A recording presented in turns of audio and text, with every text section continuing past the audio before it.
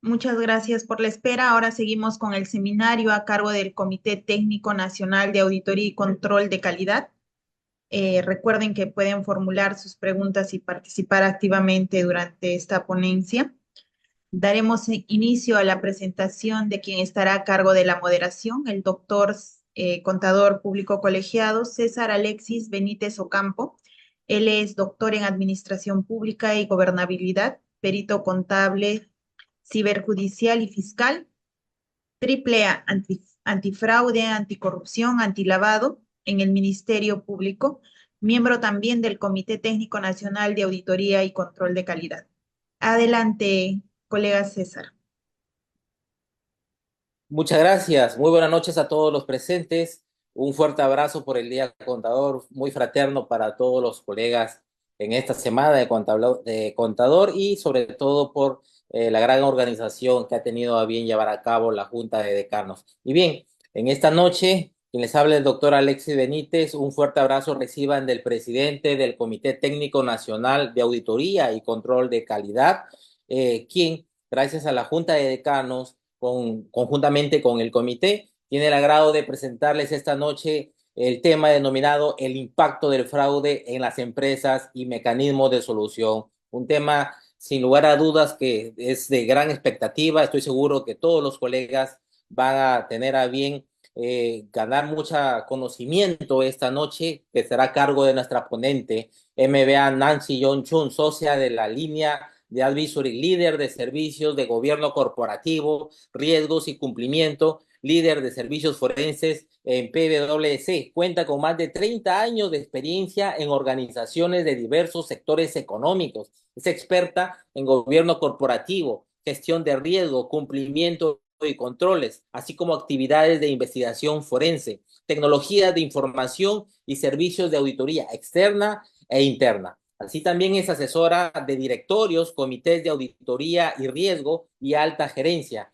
Cuenta con maestrías en administración de negocios y en dirección de marketing y diplomados en finanzas. Así también es conferencista internacional y acreditada con las más relevantes certificaciones en su ámbito de competencia, incluyendo aspectos de innovación y transformación digital, directora de Chic Women SEO, así como miembro del Consejo Consultivo de la Facultad de Ciencias Contables de la Pontificia Universidad Católica del Perú, profesora de posgrado en universidades del Perú, así como articulista permanente en medios especializados y de negocios. Es un gran honor para mí presentar esta noche a la ponente Nancy Yon Chun con el tema Impacto del fraude en las empresas y mecanismos de solución. Adelante. Ok, César, muchísimas gracias por tus palabras, por la presentación. Agradecer también al Comité Técnico Nacional de Auditoría y Control de Calidad, cuyo presidente es Williams, con quien la verdad que tengo bastante afinidad y comunicación últimamente, y a la Junta de Decanos, evidentemente, del Colegio de Contadores Públicos del Perú por la invitación para poder estar con ustedes en el marco pues, del homenaje al 65 aniversario de la promulgación de la ley 13253 de profesionalización del contador público, ¿verdad? Entonces, em, a ver, lo último de lo que las personas queremos a veces hablar es pues el tema de fraudes, ¿verdad? Así que no sé hasta qué punto ese tema pueda ser de, de interés para muchas personas, pero en verdad, para aquellos que trabajamos en el área de consultoría, en los temas de investigaciones forenses, y de situaciones a veces inusuales que pueden estar pasando al interior de nuestras organizaciones, pues ese es un tema que nos apasiona bastante, ¿no? Entonces, justo conversando con William, decíamos, bueno, ¿y de qué cosa podemos hablar? Un tema que sea distinto, de repente algo disruptivo y que eventualmente pues también afecta a veces a nosotros, los que estamos no solamente del lado de las investigaciones ni del lado de los riesgos y el fraude, sino también a toda la organización en su conjunto y sobre todo para aquellas personas que administran la información financiera contable. La vez pasada veía una publicación en el LinkedIn de una persona que trabajó en nuestra firma y ahora es vicepresidente y director de gerencias financieras de muchas organizaciones. Y él hablaba, ¿no?, en la introducción de la importancia de la información financiera y que la información financiera es tomada en consideración por todos los stakeholders de una organización. pero que a veces nos olvidamos de aquella persona que la genera. Y adivinen quién la genera. La genera el área contable, la genera el contador. Claro, muchos de nosotros usamos la información financiera, pero nos olvidamos de quién la genera. Y tenemos que tomar mucho cuidado e importancia y relevancia de aquella persona que tiene esta función tan importante como es la generación de reporte financiero, una vez que se ha consolidado todas las operaciones y transacciones de una organización. ¿Y esto qué tiene que ver con el tema de fraude? Porque como lo vamos a ver más adelante, una de las formas de fraude ocupacional que tienen las organizaciones está relacionada con la manipulación de información financiera. Entonces, fíjese la importancia que tiene nuestra profesión dentro de lo que significa un concepto de fraude ocupacional y cuál es el debido cuidado y la debida diligencia que debemos tener todos aquellos que estamos en esta cadena de generación de reporte financiero y el impacto que nosotros podemos generar en las tomas de decisiones, ¿no? Entonces, nuevamente agradecer por la invitación. Espero que en estos minutos, creo que tenemos unos buenos, son 7:10, digamos unos buenos 45 minutos para poder compartir con ustedes y eventualmente poder atender algún comentario, pregunta, duda o consulta. O en su defecto también si las pueden ir incorporando en la sección de preguntas y respuestas o en el chat. Entonces al final de la charla los podemos ir absolviendo si les parece. ¿Sí? Entonces, para avanzar un poquito, ¿cuál es el contenido que hemos preparado para ustedes el día de hoy? Y vamos a hablar un poco sobre qué cosa es fraude, fraude ocupacional, cuáles son los principales insights de la encuesta de crímenes económicos que evacúa nuestra firma cada 2 años, y voy a compartir con ustedes los 5 principales indicadores que surgen respecto de esta encuesta y cómo esto de alguna manera se alinea tanto en los resultados globales como en los resultados de los gerentes generales peruanos, porque en esta encuesta también participaron gerentes generales peruanos. Y vamos a ver un poquito de casos de fraude, ¿verdad? ¿Cuáles son los casos de fraude que se han presentado o que no, por lo menos, obviamente, resguardando el nombre por la confidencialidad, por motivos obvios, pero son casos reales que por lo menos desde nuestra firma hemos podido atender y ayudar a algunas organizaciones para poder absolver estas situaciones. Y luego ya tenemos para finalizar unas reflexiones finales, ¿sí? Entonces, entendimiento general de lo que es fraude. Fraude es una actividad, ¿verdad? Una actividad que es un acto intencional. Acá la palabra clave de esta actividad es que es intencional. Eso es como cuando estamos hablando en términos legales de dolo y de culpa. No estamos hablando de culpa, estamos hablando de dolo. Estamos hablando de que una persona intencionalmente lleva a cabo un acto para beneficiarse o beneficiar a un grupo de personas en detrimento de una persona natural o de una persona jurídica. Ese es un concepto básico que está en el manual de examinador de fraude, y en este manual de examinador de fraude nos indica de que el fraude tiene 3 ramas. ¿Y cuáles son esas 3 ramas que ustedes están viendo allí? Una que tiene que ver con corrupción, que es la más sonada, la que siempre escuchamos y la que más está asociada con la palabra fraude. Pero en realidad, fraude no solamente es corrupción en todas sus vertientes. Fraude es también hablar de apropiación indebida de activos, y fraude también es en la manipulación de estados financieros. Entonces, fíjense cómo, por eso que yo les decía, la importancia que tiene nuestra profesión contable en estos temas de fraude, porque es una rama que si nosotros permitimos o intencionalmente interpretamos de una manera incorrecta alguna norma contable, ¿verdad? O en su defecto, interpretamos de una manera, digamos, intencional un tema tributario que pueda incrementar los ingresos o incrementar o mejorar la posición financiera de una organización, pues podríamos estar incurriendo en un tema de fraude o de manipulación de estados financieros. Gladys, no sé, creo que tienes algún comentario que quisieras hacer o de repente poner algún comentario en el chat. No, yo no tengo la opción de poder levantar tu micro. A ver si me ayudan, Aló, tu toca. A ver, sí, Gladys.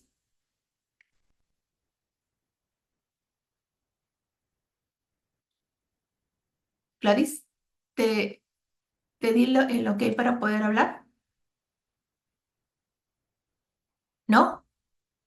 Bueno, ok. Entonces, como les decía, en el tema del árbol de fraude tenemos este aspecto de fraude en los estados financieros, pero fíjense que estamos hablando también de corrupción en todas sus vertientes, como les dije, y lo que es indebida apropiación de activos. Y aquí está pues toda la gama de situaciones que usualmente conocemos, como por ejemplo los carruseles de cuentas por cobrar, estamos hablando de los empleados fantasmas, estamos hablando de las pérdidas sistemáticas de repuestos o de existencias o de lo que haría en el almacén, estamos hablando de la manipulación de las propuestas, ¿verdad? En cual yo me puedo poner de acuerdo con el potencial cliente, con el potencial proveedor. Entonces, aquí estamos hablando de toda esta serie de situaciones que se generan al interior de una organización.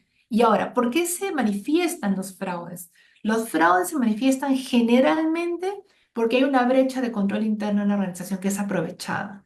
Entonces, hay muchos estudiosos y uno de ellos, que se llama Donald Creasy, genera esta figura geométrica que es ampliamente conocida como el triángulo del fraude. El triángulo del fraude lo que explica es que una persona, ¿verdad?, puede tener una necesidad, una presión para conseguir algo. Y esa presión, recordando la pirámide de Maslow, ¿verdad? Puede ser de necesidades básicas, de dinero, por salud, porque necesito ayudar a alguien en la familia que está muy mal, o en su defecto también podemos estar hablando de una situación de presión, de autoestima, ¿verdad? De ego, de realización profesional, y conozco cuáles son las situaciones en la organización en la cual yo estoy, ¿verdad? Sé cuáles son sus fortalezas, pero también conozco sus debilidades. Entonces, esta combinación perversa entre la necesidad que tengo de obtener algo y conocer la debilidad o la brecha de control interno que tiene mi organización, pues lo racionalizo y cometo el fraude. Entonces, por eso es que hoy en día muchos temas relacionados con la prevención de fraude en las organizaciones van desde arriba hacia abajo, van desde tener una organización con una cultura organizacional muy fuerte, muy potente, basada en un gobierno corporativo, ¿ok? Que me dé valores, que me dé el plan de acción en términos de código de ética, de estrategia, de ruta que tiene que tener la organización, ¿verdad? Pero basada en valores. Valores que traen los accionistas, valores que traen los principales stakeholders a la organización y que se traducen en un código de ética, que se traduce en un reglamento interno de trabajo, que se traduce en buenos usos y costumbres y formas de hacer y de no hacer también, ¿ok? Y fíjense que también tenemos otra referencia que creo que se ve muy chiquita, vamos a ampliar por acá, que es el reporte de las Naciones del año 2024 que es emitido por la Asociación de Examinadores de Fraude también, en las cuales fíjense estas tres ramas, que son la inadecuada apropiación de activos, la corrupción y la manipulación de información financiera. En cuanto al porcentaje de los casos, lo que más se manifiesta en volumen es la inadecuada apropiación de activos. Luego viene corrupción y luego viene manipulación de información financiera. Sin embargo, cuando yo lo quiero cuantificar a nivel de montos, los más importantes vienen por el lado de la manipulación de información financiera.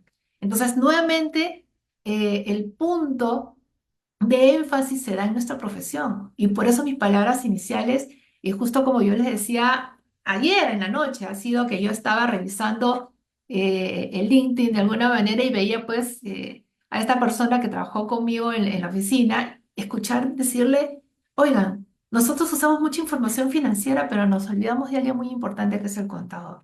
Y el contador, que es el que genera la información financiera y al quien tenemos que cuidar, al que tenemos que preservar y al que tenemos que tratar de mantener al margen de todas estas situaciones que les he mencionado ya en esta lámina, ¿sí? ¿Qué más tenemos?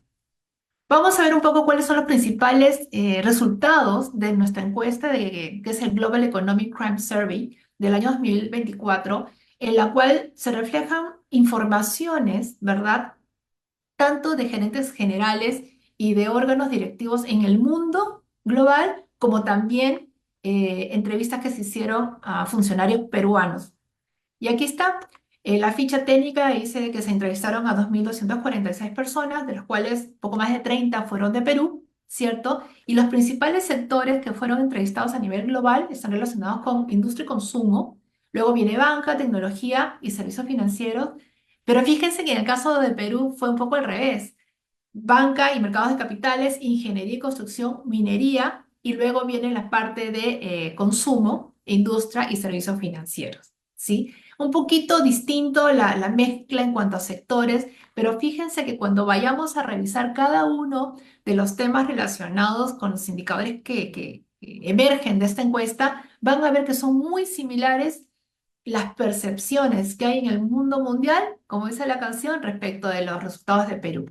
Entonces, la primera de ellas dice, en el Perú el 49% de los encuestados indicaron que han realizado una evaluación del fraude en sus organizaciones en los últimos 12 meses. O sea, quiere decir que en el último año el 50% de los encuestados dijeron, sí, hemos hecho una evaluación de fraude en mi organización, versus el casi 60% a nivel global. Pero fíjense que si yo sumo el sí como el no, pero tiene pensado hacerlo, en ambos casos estamos hablando de 50 más 75, 59, o sea, algo así como que 70% en promedio sí tiene conciencia de lo que significa el concepto de fraude. Y por eso es que yo les comenté en la lámina anterior qué cosa es fraude ocupacional, porque a veces nosotros tendemos a sobreentender lo que significan las palabras, ¿verdad? Entonces, fraude, a veces nosotros decimos, fraude solamente es corrupción, ya. Fraude solamente es lavado de activos. No, fraude son diferentes situaciones agrupadas dependiendo de su naturaleza, ¿de acuerdo? Entonces, para propósitos de poder ayudar a las organizaciones a evaluar qué tan bien o qué tan mal están expuestas a sus riesgos de fraude, existe un marco de referencia de control interno que es el que ha sido evacuado por la entidad COSO, ¿verdad? Para aquellos que son contadores, no me dejarán mentir que existe este modelo del año 1982 y que fue actualizado en mayo de 2013, ¿verdad? Con vigencia a partir del 14 de diciembre de 2014, o sea, ya tiene sus buenos 10 años, o sea, yo creo que ya le toca una nueva actualización, pero allí habla de un principio 8. Recuerdan que el marco de referencia, el relativamente nuevo, ¿verdad? Tiene 17 principios y dentro de los 17 principios, el principio número 8 habla de la importancia que tiene una organización en términos de poder evaluar qué también está enfrentando su riesgo de fraude. Y en ese sentido, lo que revela este principio 8 es que siguiendo los 5 componentes, dentro de la organización tiene que haber una estructura que permita la identificación de riesgo de fraude. Tiene que haber una permanente evaluación de los riesgos de fraude. ¿Por qué? Porque los riesgos no son estáticos. De la misma manera que estamos hablando de este postulado con tal empresa en marcha, entonces las empresas que están en marcha tienen muchos cambios, ¿verdad? Cambios de gerencias, cambio de industrias, cambio de decisiones, fusiones, clientes, proveedores, nuevas normas. Entonces, siempre estamos en constante cambio y movimiento, con lo cual los riesgos también van cambiando y van mutando. Entonces, una estructura que me permita a mí evaluar los riesgos de manera permanente.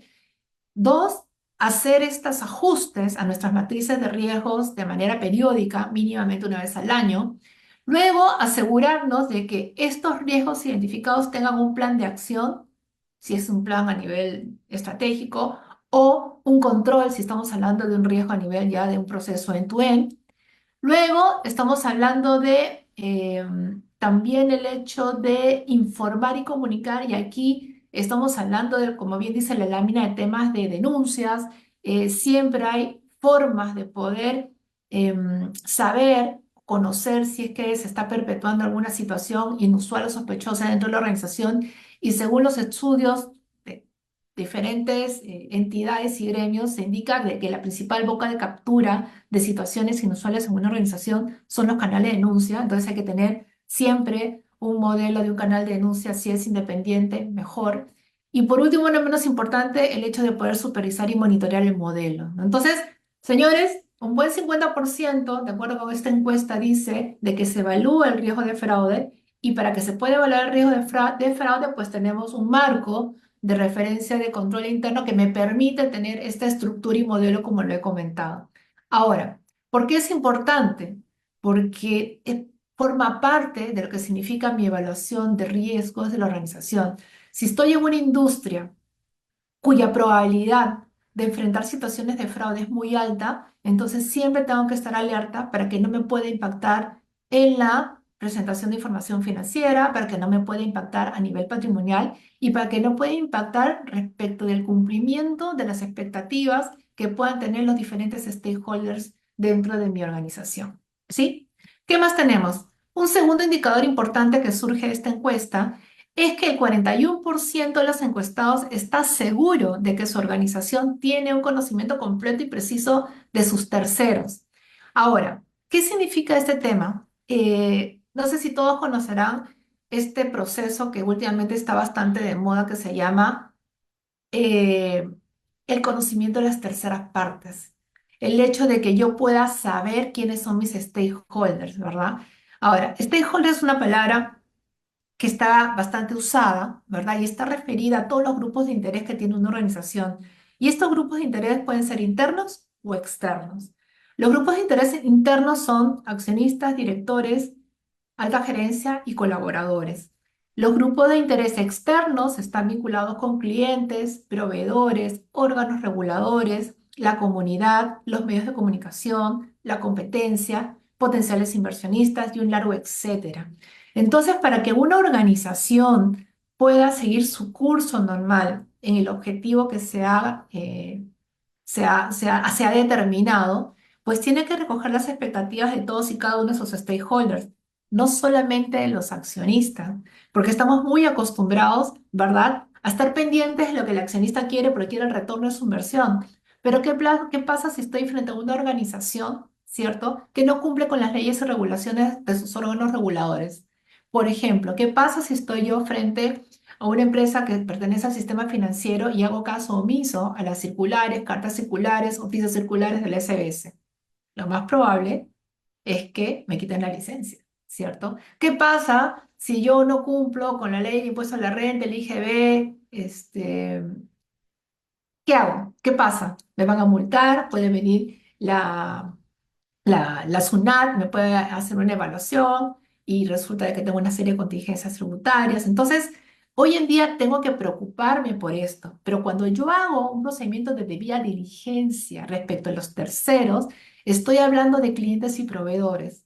¿Por qué? Porque aquí el refrán de dime con quién andas y te diré quién eres está muy, muy, muy, muy de moda en lo que es la cadena de distribución extendida. ¿Qué quiere decir esto?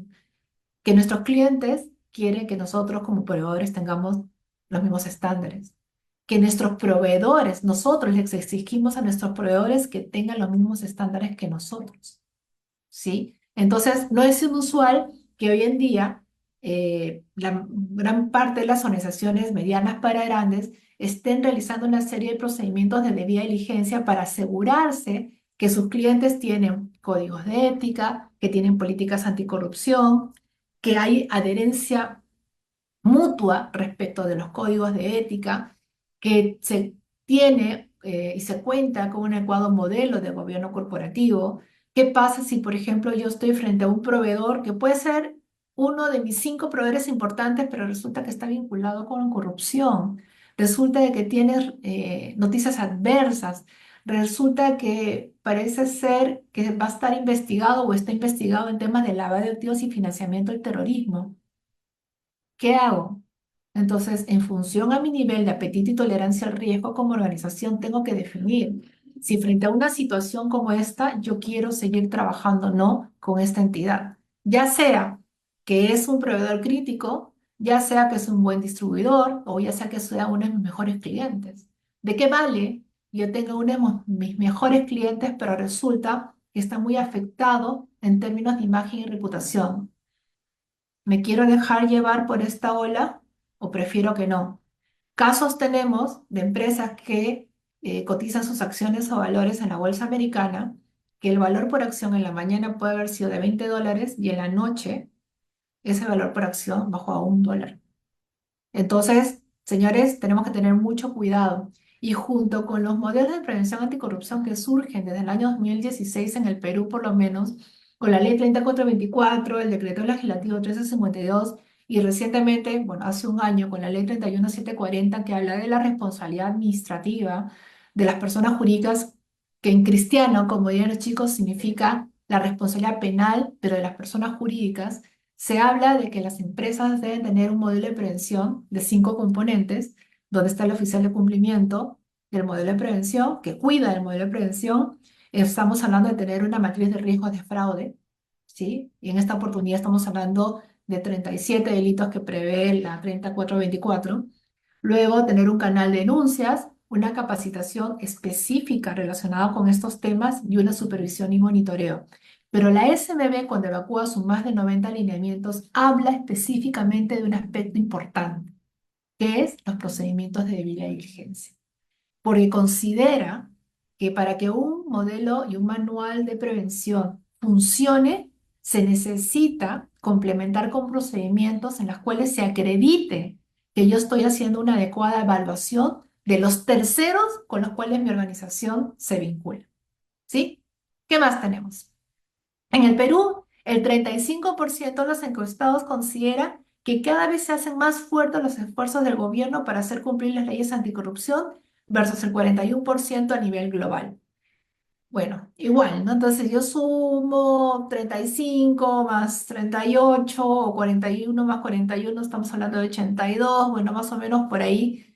Pero es cierto, puede ser que 35% y 41 no suene mucho porque es menos del 50%, pero igual yo creo que a nivel mundial sí se están haciendo esfuerzos porque los órganos reguladores evacúen una serie de normas relacionadas con la protección de las organizaciones en términos de que sus transacciones de negocios no tengan ningún cariz ni color relacionado con temas de corrupción.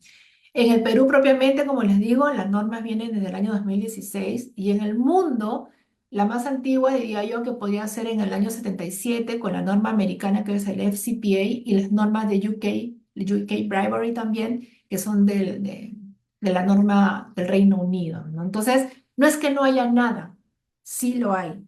Y bastante se está haciendo hoy en día, no solamente a nivel de gobierno, sino que, por ejemplo, aquellas organizaciones que hacen uso del comercio exterior, tanto a nivel de importaciones como de exportaciones, los clientes de afuera nos exigen una serie de cumplimientos que son sus cumplimientos anticorrupción que tienen en su país.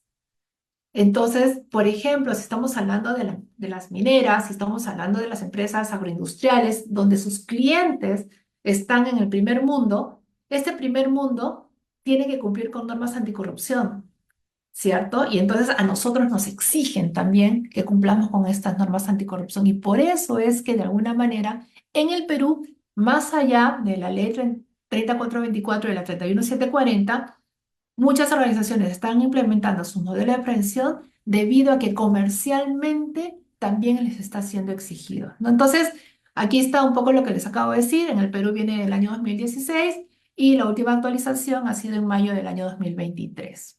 ¿Qué más tenemos? En el Perú, el 35% de los encuestados realizan en su organización una auditoría antisoborno o anticorrupción de manera poco frecuente en uno o más de sus terceros en los últimos 2 años versus el 23% realizado a nivel global. Acá resulta de que el Perú está un poquito más avanzado que en el mundo y suena como que un poco raro, ¿verdad? Y les cuento, hoy día se inició el 8º Congreso Anticorrupción en la World Compliance Association, de la cual nuestra firma es miembro, y hoy estuvimos, yo di una charla hace un momento, más o menos de este mismo tema, pero en la mañana, cuando Iván Martínez, que es el vicepresidente internacional de la World Compliance Association, daba su discurso introductorio, ¿saben lo que dijo? Hizo una pregunta. Señores, ¿ustedes saben cuál es el país que más auditorías de sus modelos antisoborno hay? Y adivinen qué, el país es Perú. El Perú es uno de los países que tiene más auditorías de los modelos antisoborno, que es la 37001. Sí, entonces, pero también hay que ser y parecer. O sea, no solamente hay que tener la auditoría, sino que hay que vivir el resultado de la misma. Hay que asegurarnos de que estamos haciendo estos esfuerzos de tener procesos anticorrupción porque quiero tener un negocio sostenible de acuerdo con las leyes y regulaciones, ¿verdad? Pero no porque alguien me esté obligando, no porque un cliente me lo está pidiendo, no porque el gobierno me ha puesto una norma, sino porque quiero preservar, ¿verdad?, los valores éticos de mi organización. Entonces, fíjese qué es lo que dice acá. Hay que monitorear los indicadores de riesgo de cumplimiento. Entonces, yo como organización necesito saber a qué estoy expuesta como organización, a qué estoy expuesta como organización. No tengo que esperar que venga una norma y me diga, ¿tienes estos 7 delitos? ¿Estás expuesto o no? Eso fue con la 3424 inicial y la 3652. Y ahora con la 31740 tenemos 30 más. Estamos hablando de 37 delitos. ¿Estás expuesto a los 37 delitos? No, yo como organización tengo la obligación frente a mis stakeholders, que les comenté hace un momento quiénes son, decirles, oigan, debido a la naturaleza de mi negocio, debido al nivel de madurez que tengo, al tipo de organización, si soy una corporación, si soy una empresa familiar, estos son los potenciales delitos a los cuales puedo estar expuesto y estos son los potenciales planes de acción y las actividades de control para preservar a mi organización. Eso es lo que al final del día se está buscando. ¿Qué más tenemos?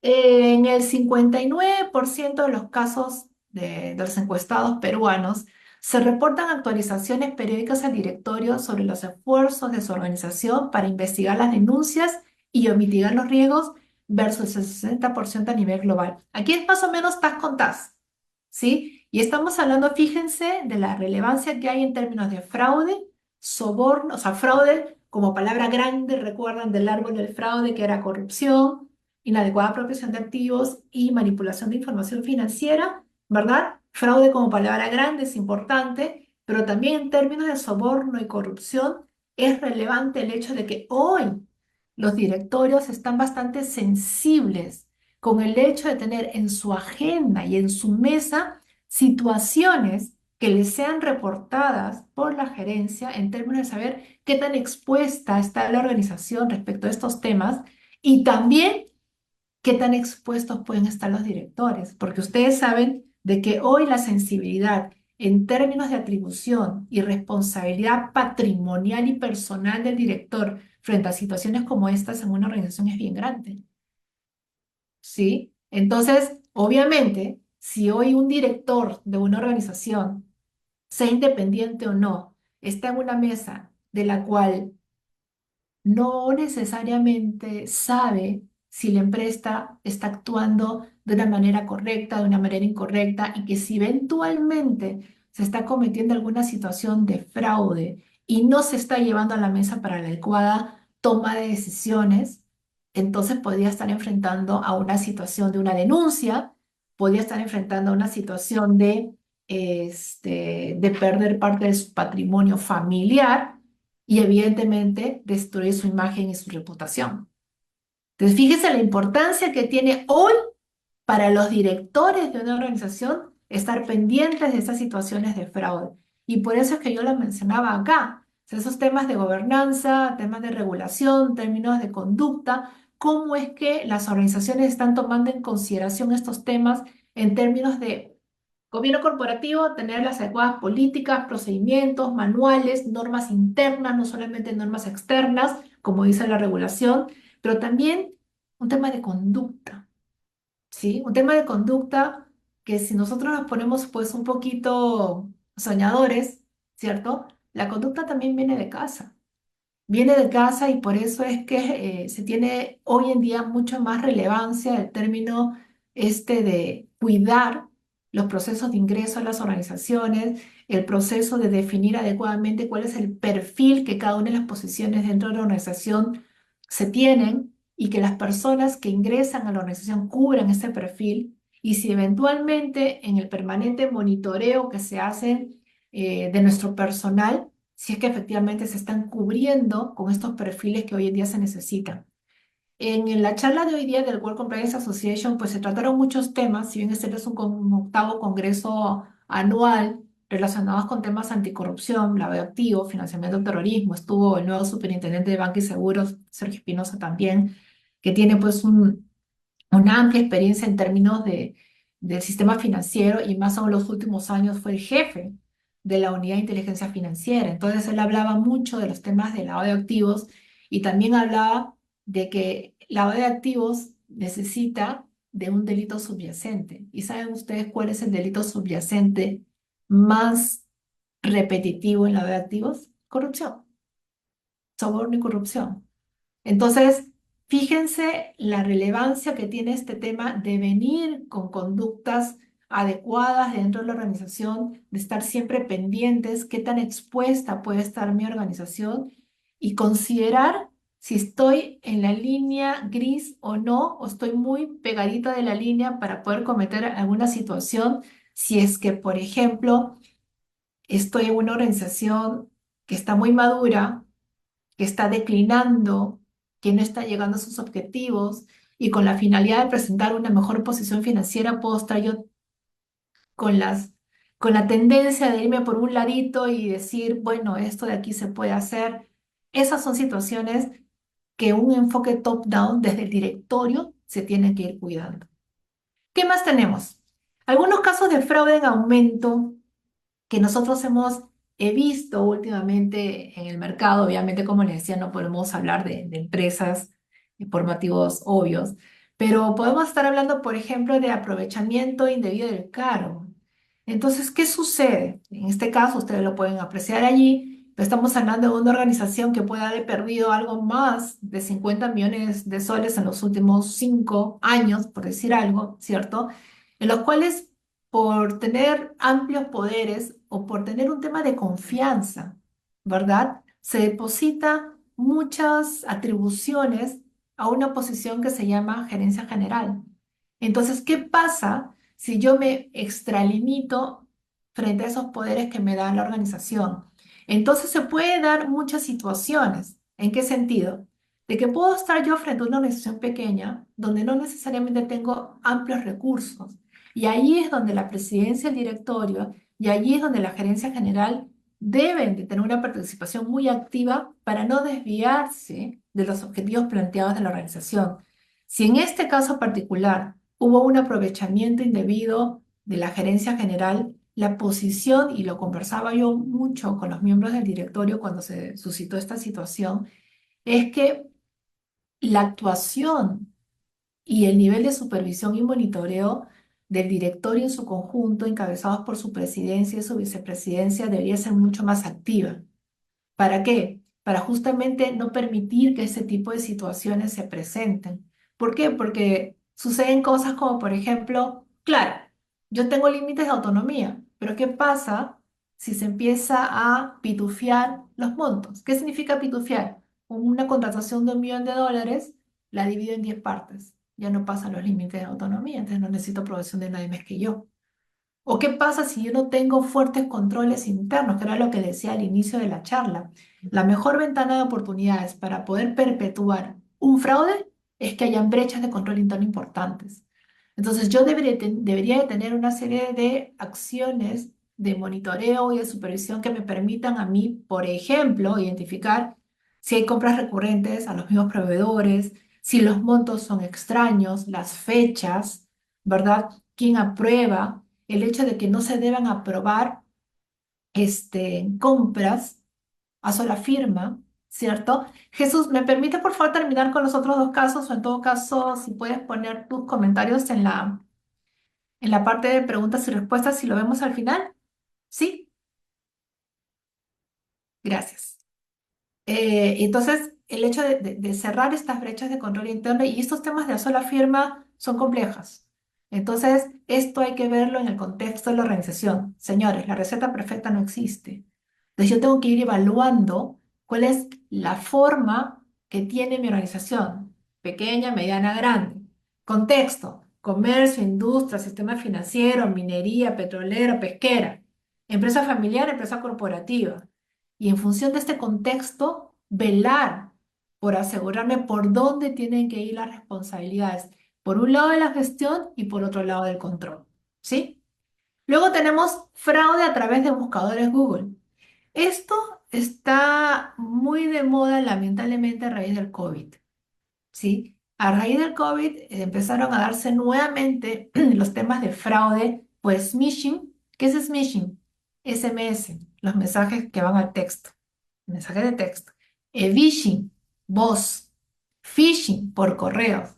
Entonces, nos tocó un caso que aquí, como dice el refrán que se juntó el remedio con la enfermedad, o o algo así, o que resultó que la camisa fue más cara que la lavada o algo así, o la lavada más cara que la camisa, sí.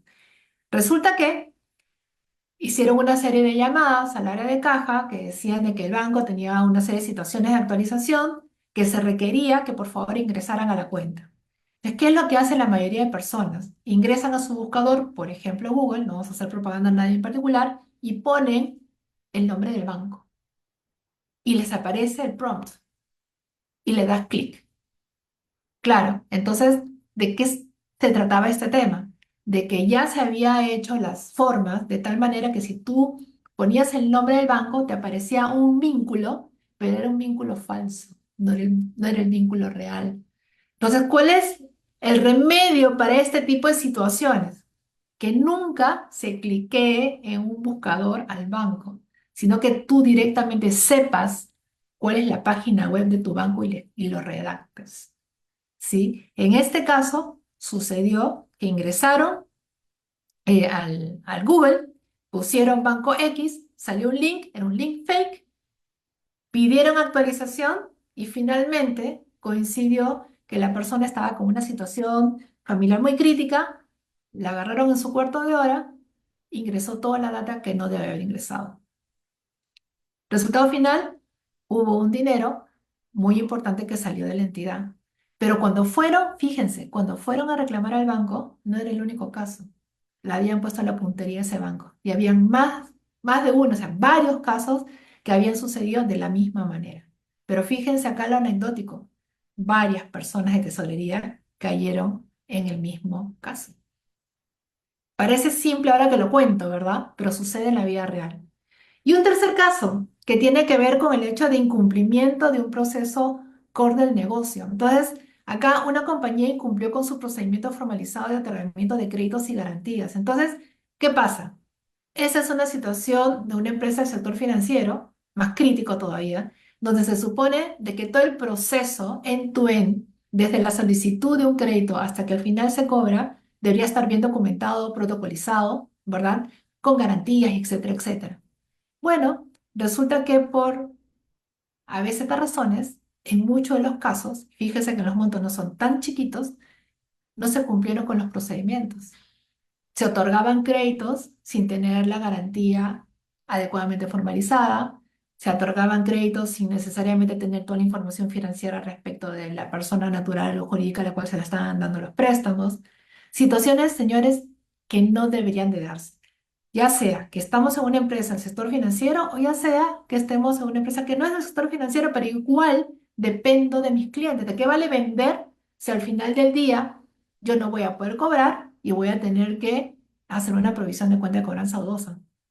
Entonces, el esfuerzo como que no resultó muy bien, ¿no? Entonces, señores, estos son un poco tres casitos de los muchos que existen en el mundo. Estos tres casos que les estoy comentando, por cierto, son casos peruanos, reales, no son de afuera, como para que digan, ah, pues eso sucede en el mundo desarrollado, eso no pasa acá en el Perú. Señores, estas tres situaciones pasaron y lamentablemente siguen pasando en el Perú también, ¿no?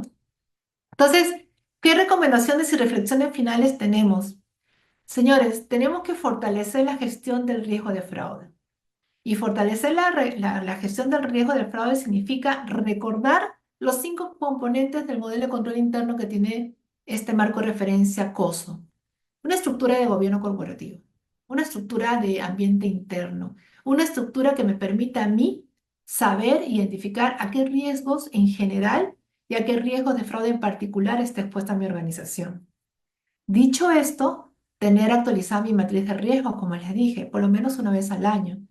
Y cuando yo tenga esta actualización de riesgos en esta matriz, confirmar que los controles o los planes de acción que están diseñados allí son los correctos y apropiados para gestionar estos riesgos, ¿verdad? Y que efectivamente funcionen. Y el tema acá es importante en términos de saber si mi riesgo está actualizado y evidentemente si mi control o mi plan de acción también está actualizado.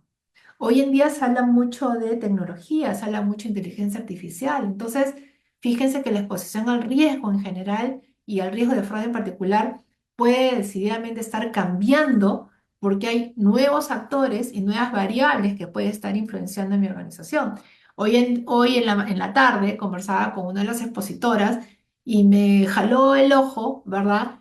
Una, una figura que parecía un cuadro. Entonces, cuando oye, qué lindo tu cuadro. Y era un tema que estaba hablando de ESG, de sostenibilidad, ¿no? De todos los temas de ESG, ASG. Y, y me dijo, no, no es ningún copy-paste, lo hice con inteligencia artificial. Al app le pidió, quiero una figura que tenga esto, esto, esto, esto, y le salió esa figura, que por cierto, sale como auténtica, no sale con problemas de derecho de autor, porque cada vez que ustedes le piden algo a la inteligencia artificial, sale como creación única. Entonces, fíjense cuáles son los riesgos de fraude a los cuales hoy en día mi organización puede estar expuesta. Luego, informar y comunicar, y después supervisar y monitorear. ¿Sí? Entonces, este concepto que se llama Speak Up, el hecho de promover que todos mis stakeholders estén siempre presentes en las situaciones, en las buenas y en las malas, es importante para un modelo de prevención anticorrupción. Y por último, y no menos importante, el hecho de que yo debo de fortalecer también la gestión de cumplimiento. Así como pretendo yo fortalecer la gestión de riesgos, la gestión de riesgos y cumplimiento va de la mano. Va de la mano con el hecho de saber que no quiero exponer a mi organización hasta el límite de mi apetito y tolerancia al riesgo. Yo estoy muy segura de que todas las personas que estamos acá en esta audiencia virtual podemos tener diferentes niveles de aversión al riesgo y en función de ello, del apetito y tolerancia al riesgo que yo pueda tener, son los temas de cumplimiento y los temas de prevención a los cuales yo voy a poner a mi organización para que sus riesgos estén adecuadamente gestionados. ¿Sí? Entonces, señores, creo que tenemos unos buenos 9 minutitos como para poder absorber alguna consulta, duda, comentario. Habían dos personas, ok, estaba Gladys, entiendo, y estaba también, no lo tengo acá, no sé si me ayudan desde el control, o César, ¿me puedes ayudar? Habían dos personas que habían levantado la mano. Sí, claro, Nancy, ya tomamos nota de las consultas de los participantes que han Ah, estado muy perfecto, atentos perfecto. Porque no tengo a tu acá las exposición. preguntas en las questions and answers, no hay nada. Pero No, si no me te ayuda, preocupes, ya tomamos nota, ya tenemos nota de ellas y efectivamente han estado atentas nuestros colegas a tu presentación. Y una de las preguntas que nos formula uno de los participantes es, ¿cómo reducimos la brecha de la corrupción en las empresas? ¿cómo? Ah, no, ya les dije yo que la receta secreta no existe. Yo creo que lo que hay que hacer, es que no quisiera que suene al libro, pero es muy importante que las personas en general, ¿verdad? Y las gerencias en particular sean responsables de sus áreas de competencia, ¿ok? Entonces, lo dije hace un momento, dependiendo del nivel de madurez de la organización, de la industria en la que se encuentre, del tipo de organización, si es una corporación, si es una empresa familiar, yo debo saber cuál es el tamaño de mi organización y ver qué tan expuesta está. Y en función de saber qué tan expuesta puede estar la organización, es el tamaño, ¿verdad?, de los controles que yo debo de exigir, ¿cierto? Entonces, ¿qué pasa si, por ejemplo, yo estoy en una organización donde está en pleno crecimiento de cara al mercado? Está pasando, mira, te digo, César, de 10 a 20% de participación de mercado. Y el próximo año va a pasar a 30% de participación de mercado. Te aseguro que el foco de la organización en este momento es crecer. El foco no va a ser la parte administrativa. El foco no va a ser crear más controles y procedimientos y áreas. Con lo cual, si empiezas a voltear y dices, oye, ¿y cómo va la facturación? ¿Y cómo va la cobranza? Y resulta que el 50% de las ventas no fueron adecuadamente facturadas y el 50% de las pocas que estuvieron bien facturadas, el 80% no se ha cobrado y ya tiene 180 días de atraso. ¿Tienes una brecha de control interno o no tienes una brecha de control interno? Claro, contado de manera anecdótica hasta te estás sonriendo, César. O sea, claro que tienes una brecha de control interno. Entonces, lamentablemente, como muchas cosas en la vida, te das cuenta cuando ya pasó. Pero ¿cómo te das cuenta tú, estando en tu organización, que estás empezando a tener brechas de control interno? Cuando tú sabes que a nivel de gobierno corporativo no tienes manuales, no tienes políticas, no tienes procedimientos, no tienes eh, segregación de funciones. Resulta que las conciliaciones bancarias se hacen en la tesorería, resulta que los inventarios físicos las hace el propio almacenero, ¿te das cuenta? Y ahí te empiezas a dar cuenta de que no tienes buenos controles. Ahora, como diría un buen socio mío retirado, te das cuenta que tienes una brecha de control interno cuando te empieza a doler el bolsillo, lamentablemente, también. Sí. Bien, vamos con la siguiente pregunta. Todavía tenemos unos minutitos para responder algunas preguntas de nuestros colegas en esta semana del contador. Y un colega nos dice, ¿cuáles son las normativas o leyes reguladoras del fraude en el Perú y del mismo modo a nivel global? Ah, pero qué graciosos. Quieren que lea el inventario. A ver, en la lámina anterior le pasé, a ver si puedo, acá, share, acá. ¿La están viendo? Sí, ¿no? Ya está. En el caso del Perú, estas son las normas. ¿Sí? En el caso del Perú, para temas anticorrupción, estas son las normas, vienen formalmente del año 2016 hasta el 2023, es algo relativamente nuevo, hace 8 años. En el mundo es un poco más complejo. ¿Por qué? Porque estamos hablando de diferentes países en el mundo, en César. Entonces estamos hablando de, como le dije, la más antigua es la FCPA, que es de Estados Unidos, que viene en el año 1977. También tienes las normas de UK Bribery, que son todos los temas de antisoborno y anticorrupción del Reino Unido, ¿cierto? Y luego ya viene el resto de países. Por ejemplo, en Chile, junto con la ley 3424 y la 31740 que se dio en el Perú, se aumentaron de 7 a 30, o sea, de 7 a 37, se incrementaron en 30 delitos. En Chile, adivina en cuánto se incrementaron. Más de 200. Entonces yo creo que, no sé quién fue, Gladys creo, un poquito complicado que te pueda recitar en este momento todas las normas, pero lo que sí te puedo decir es que las normas en Perú están siendo bastante alineadas a las normas de los países desarrollados, ¿ok? Y no te puedo decir de que las del Perú están siendo más restrictivas, pero sí te podría decir que están bastante alineadas. Un tema importante, en el caso del Perú, la ley 31740 es voluntaria. Es ley, pero es voluntaria, no es obligatoria.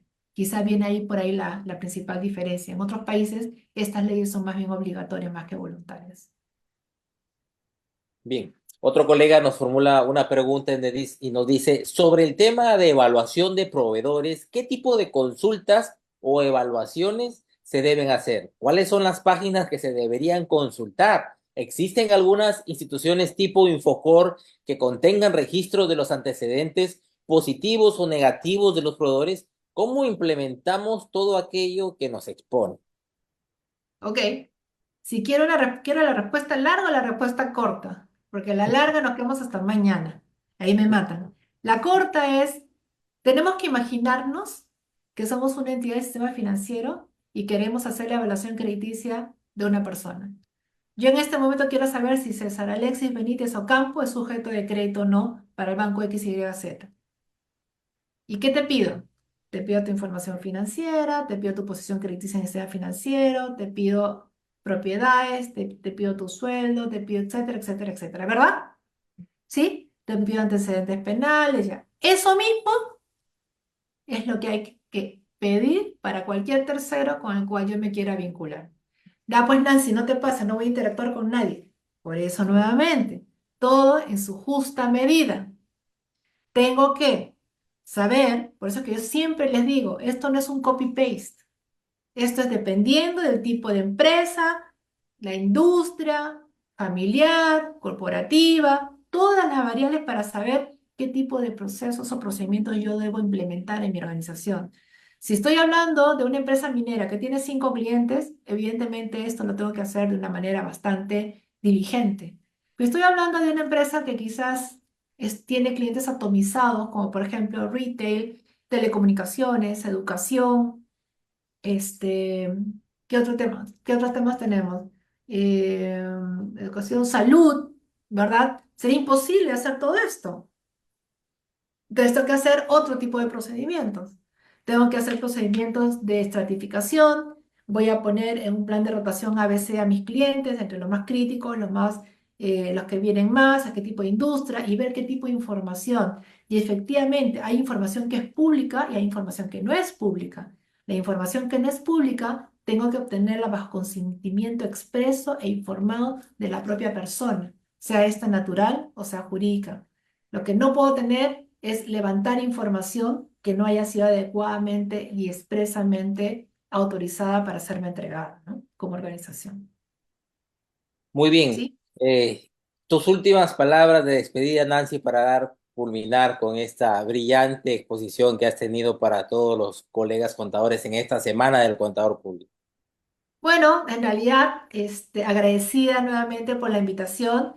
Me gustaría siempre estar con ustedes, así que William, ya sabe, siempre me llama para poder estar compartiendo información. Y como les dije al inicio, yo creo que nuestra profesión tiene a veces biorritmos en los cuales a veces nos consideran y a veces sí, a veces no, pero decididamente la profesión contable es la que genera la información financiera sobre la cual el mundo mundial toma decisiones. Entonces nosotros tenemos una responsabilidad sobre nuestras espaldas muy grande de poder hacer nuestro trabajo de la manera más diligente posible, de tal manera que nuestra profesión siempre se enaltezca, ¿no? Muchas gracias nuevamente y bueno, hasta la próxima. Muy agradecidos por haber aceptado nuestra invitación del Comité Técnico Nacional de Auditoría y Control de Calidad. Ha sido nuestra querida amiga Nancy Young con el tema el impacto del fraude en las empresas y mecanismos de solución que espero haya sido de su agrado a todos los colegas de este país. Muchas gracias a todos. Me despido. Alex Benítez, adelante.